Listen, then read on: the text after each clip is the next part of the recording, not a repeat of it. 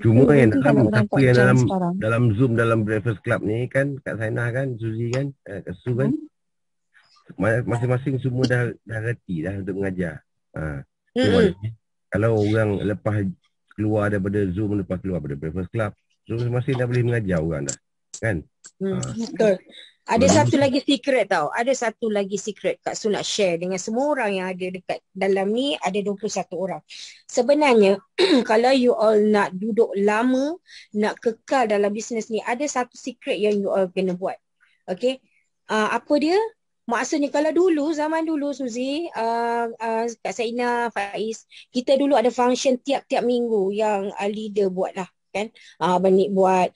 Dan orang-orang yang selalu tiap-tiap minggu duduk dalam function tu walaupun berbayar, biasanya dia akan lebih perform, dia akan lebih lama, dia akan lebih banyak, dia lebih orang kata kuat lah dia punya bisnes ni lagi kuat. Dalam sama juga sekarang. Okay, kena ada duduk dalam kita punya circle. Maksudnya kita ada Zoom kan. Every time, every Zoom kena masuk. Kena duduk. Walaupun kita rasa macam alah, benda yang sama je diulang. Okey, itu kita nampak dia punya luaran saja. Tapi kita bila duduk dalam Zoom tu, sebenarnya kita bagi tahu dekat diri kita, kita duduk dalam bisnes tu. Kalau kita Zoom pun kita tak nak masuk, jangan mimpilah untuk kita rasa bisnes kita tu akan akan bertahan lama. Kadang kalau kita bayangkan, kalau kita sendirilah, sebab tu Kak Su, dalam apa sekalipun dalam bisnes ni, Kak Su letak diri Kak Su dulu. Buat. Sebelum orang lain buat.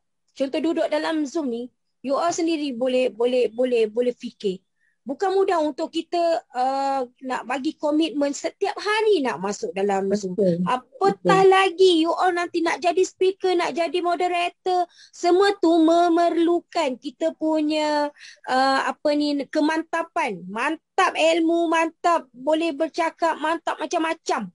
So kalau kita orang yang memang konsisten duduk di dalam Zoom, belajar tak putus, you all keluar, jumpa orang, insya-Allah apa sahaja rejection you all boleh handle, apa sahaja situation you all boleh handle, dan you all biasanya kalau bisnes tu jatuh pun tak menjadi, orang kata tak menjadi kudis lah. Maksudnya you tahu apa yang you nak, you akan jalan terus je. Orang tak nak buat, you still nak buat.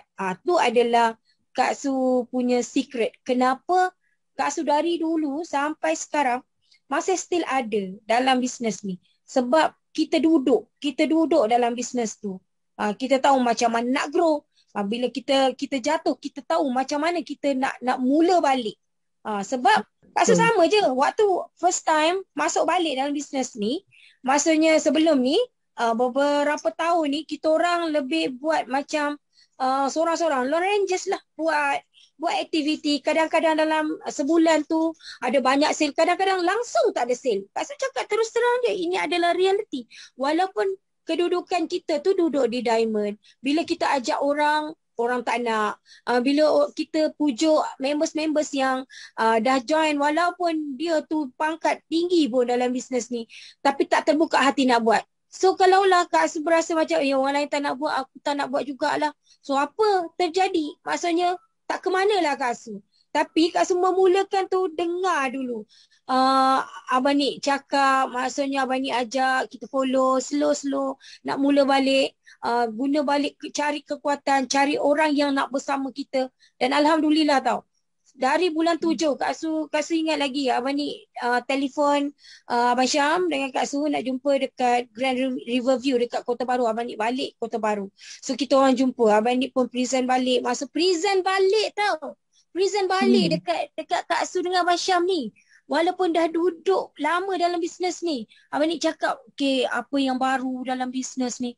So, start masuk Breakfast Club. Every day, Abang Syam seorang je yang dengar. Kak Su dengar hujung-hujung je. Lepas tu, lama-lama Kak Su pun masuk. Bila Kak Su masuk, Kak Su berasa macam ramai sangat orang nak buat kat sini. So, kita kena memberi. Kita memberi tau. Sebab tu Abang Nik kan suka dengar. Kalau korang bercakap, share aktiviti apa yang korang dah buat semalam. Dengan siapa kita jumpa. So bila kita share kat situ, subhanallah. Memang benda tu sebenarnya untuk kita punya ni tau. Apa ni nama? Untuk diri sendiri. Untuk kita ni nak grow macam mana kat situ lah. Dan Alhamdulillah dalam tempoh bulan 7 tu. Kasus start dengan zero. Kalau you all nak tahu kasus masuk bisnes di bulan 7 tahun lepas, zero. Selama berapa bulan 7, 8, 9, 10, 11. Bulan 11 tu kasus ajak beberapa orang, tak ada seorang pun yang nak buat sama-sama. Bulan 11 tu barulah tergerak hati Mat, Sarah yang bertahun-tahun kat Suajak tu. Bulan 11 tu diorang dah start buat. Dan daripada bulan 11 sampai bulan 4, dan memang Kak Su punya bisnes tu grow 400% tu, ya. Memang betul.